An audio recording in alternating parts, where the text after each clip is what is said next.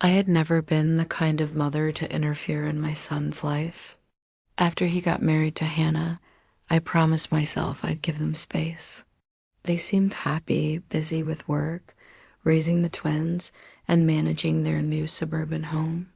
But for the past few months, something had felt off. Every time I called, my son sounded distracted, almost nervous. When I offered to visit, he politely declined, saying they were renovating. Last weekend, he finally invited me over. He said Hannah wasn't feeling well and could use some help with the kids. I packed my bag, baked some cookies, and arrived just before sunset. The house looked different, colder somehow. The curtains were drawn even though the evening sun was warm and golden, and Hannah barely smiled when she opened the door. Her eyes looked tired, like she hadn't slept in days. Dinner was quiet. The twins played in the living room while my son kept glancing toward the basement door. It was odd. Every time there was a faint sound from downstairs, he'd tense up. When I asked what was being renovated, he mumbled something about storage repairs. But I could tell he was lying. That night, I couldn't sleep.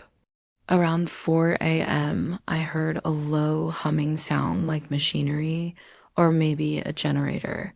It was coming from the basement. My curiosity got the best of me.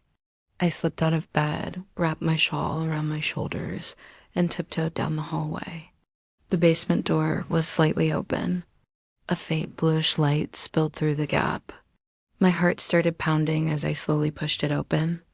The sound grew louder, mixed with something else, a faint whisper or maybe someone breathing as I took my first step down the stairs. I saw movement. A shadow darted across the far wall.